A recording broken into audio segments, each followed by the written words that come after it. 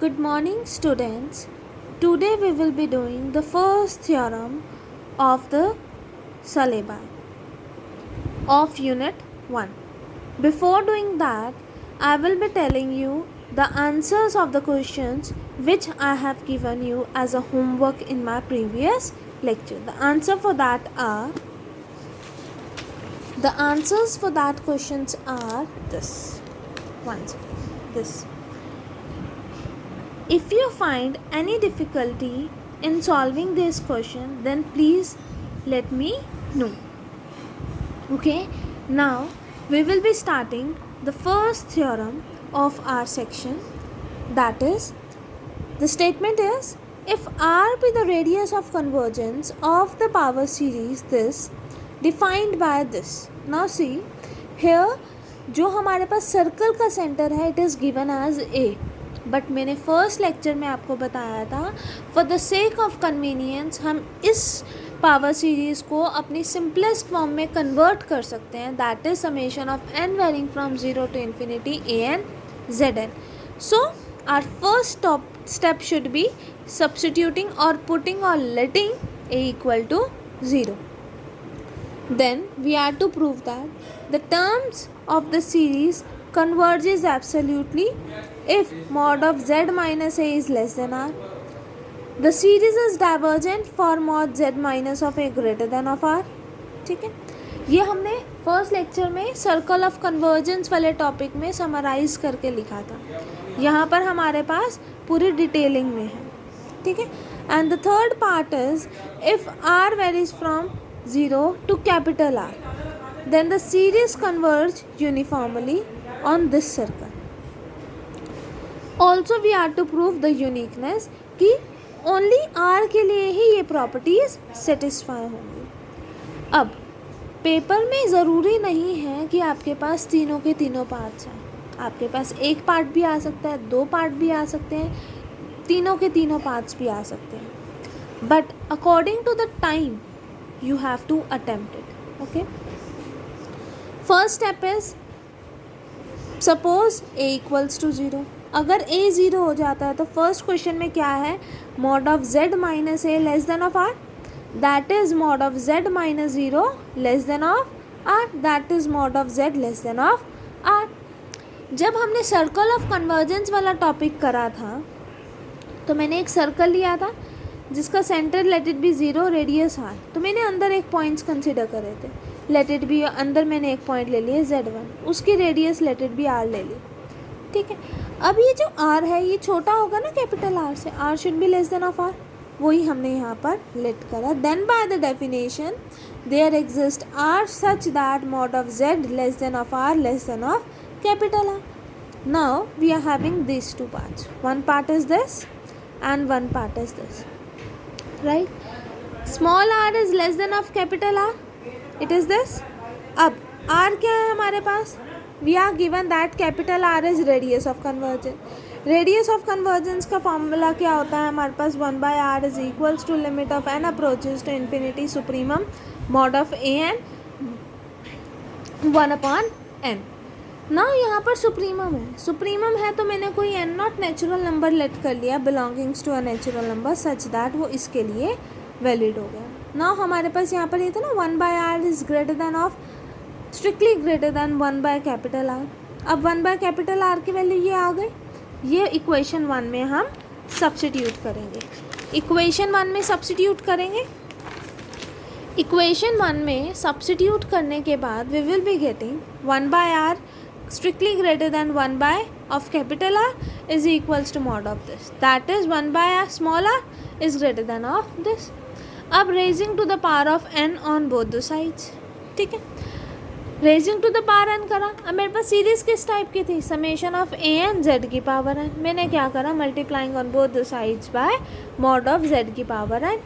ठीक है, एक ये सीरीज बन गई, एक ये बन गई. अब ये है क्या, it is a GP series जिसकी कॉमन रेशियो क्या आ रही है, mod Z by of are.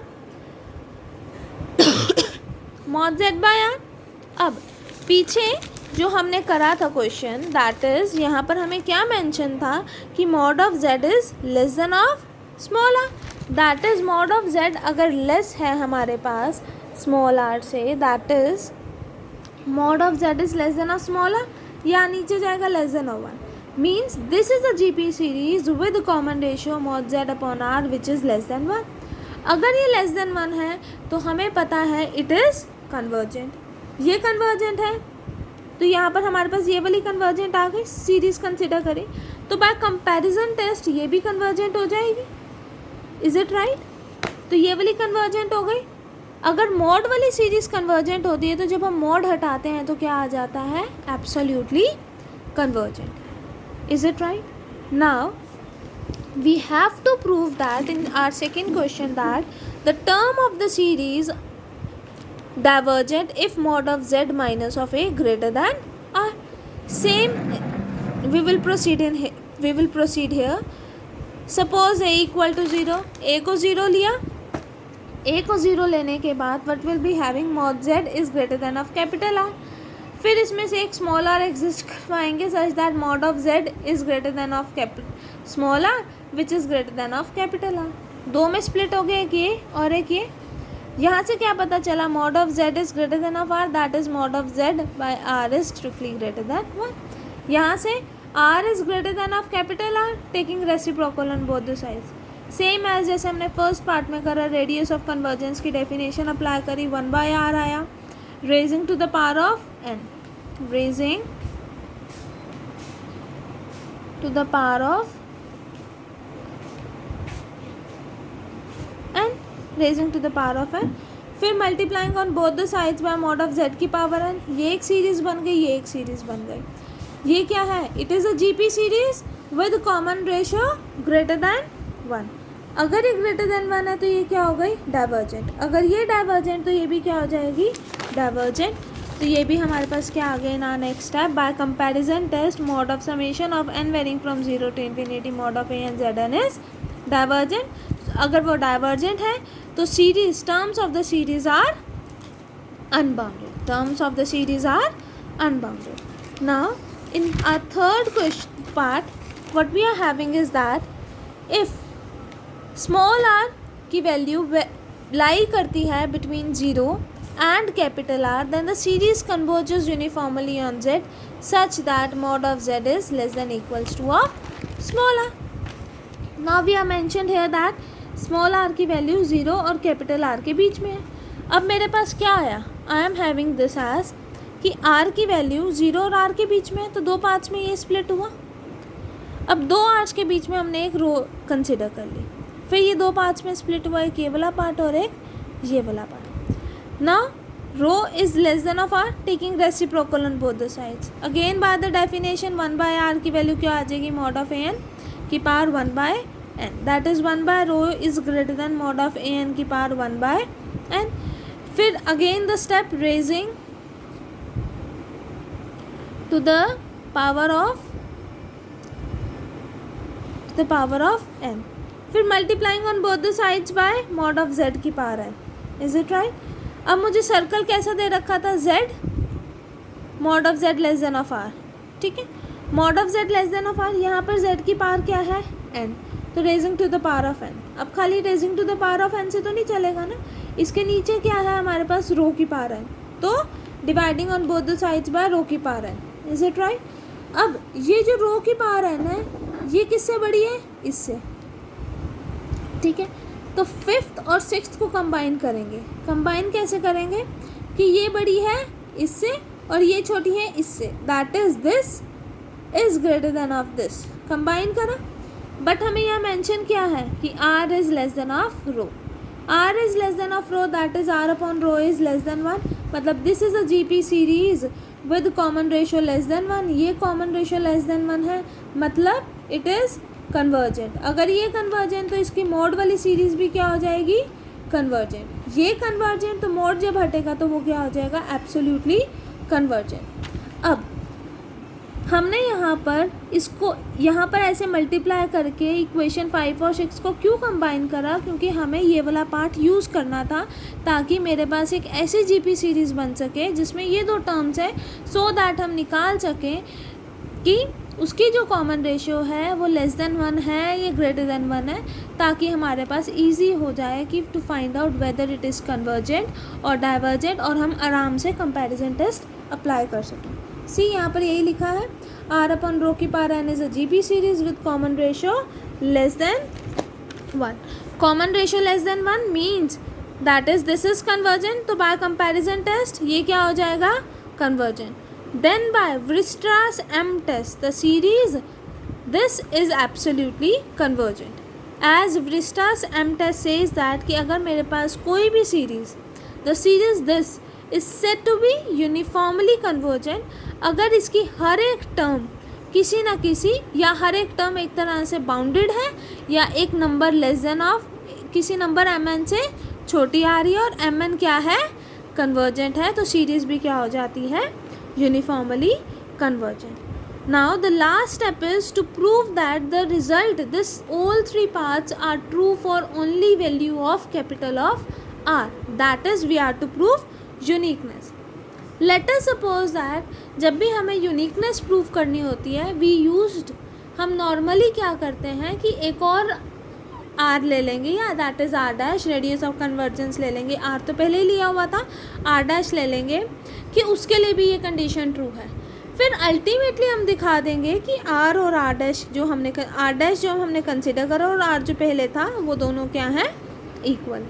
Same is the case है, let R dash be the radius of convergence of the series summation of n varying from 0 to infinity an zn such that वो दोनों parts हमारे क्या कर रहे हैं, satisfy कर रहे हैं जो हमने कैपिटल ऑफ R के लिए कंसिडर करा था। अल्टीमेटली मुझे प्रूफ क्या करना है कि capital of R is equals to R dash, ये आ गया।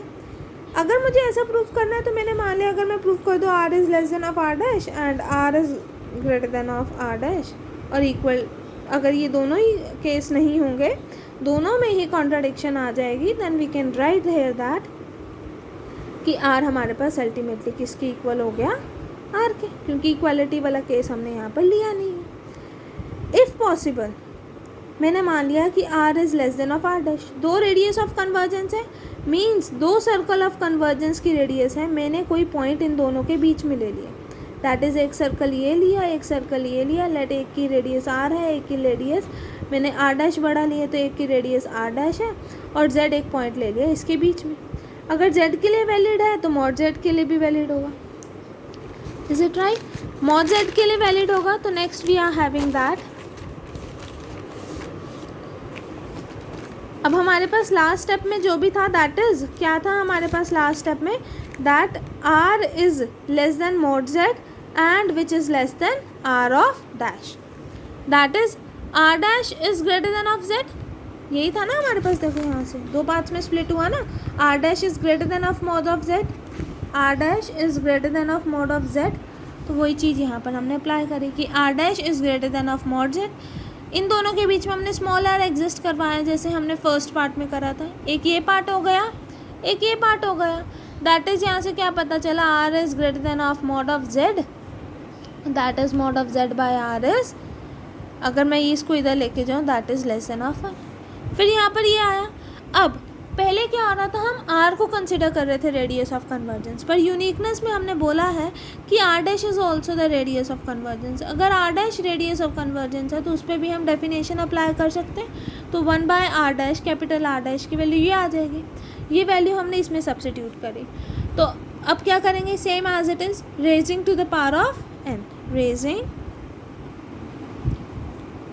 To the power of n, फिर multiplying on both the sides by z की पावर ऑफ n, मल्टीप्लाई करा, सेम एज इट इज़, यहाँ क्या आया, this is a GP series with common ratio mod z upon r, वो यहाँ पर क्या है, लेस देन 1, ये लेस देन 1 तो ये क्या हुआ, कन्वर्जेंट, ये कन्वर्जेंट तो ये क्या हो गया, ये भी कन्वर्जेंट, ये कन्वर्जेंट, बैक मोड हटाओगे तो ये absolutely convergent.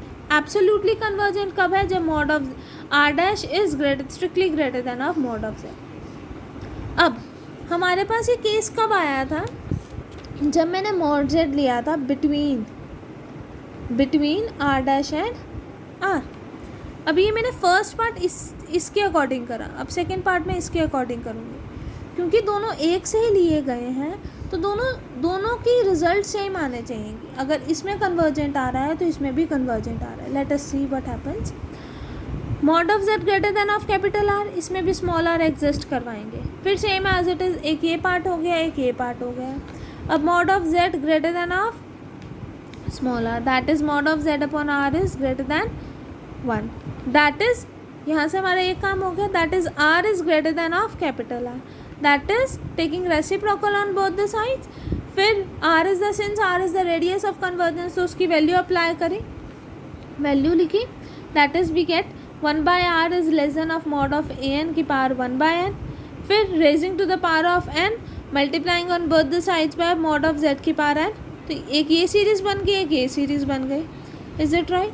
Now this is the GP series with common ratio greater than 1, क्योंकि इसकी कॉमन रेशियो क्या आएगी, मॉड z अपॉन r, वो हमारे पास यहाँ पर क्या है, ग्रेटर देन 1। अगर इसकी कॉमन रेशियो ग्रेटर देन 1 है तो ये डाइवर्जेंट, अगर ये डाइवर्जेंट तो ये भी क्या हो गई, डाइवर्जेंट। बट फर्स्ट केस में हमने क्या करा था, एक ही पार्ट था जिसको दो पार्ट्स में स्प्लिट करके हमने कहा कि इसकी कन्वर्जेंट आ रही है, इसकी डाइवर्जेंट आ रही है, तो कॉन्ट्राडिक्शन हो गई। ठीक है, एक ही पार्ट्स में दो रिजल्ट नहीं आ सकते, that is we get contradiction. अगर हमें कॉन्ट्राडिक्शन मिल जाती है तो हम कह सकते हैं कि r छोटा नहीं है r डैश से। सिमिलरली हम कह सकते हैं r डैश भी छोटा नहीं है कैपिटल R से। ठीक है, तो जब दोनों इनइक्वालिटीज होल्ड नहीं करती तो we can write r dash is equals to r, hence the result. यही हमें क्या करना था, prove. Only this much for today. Thank you class.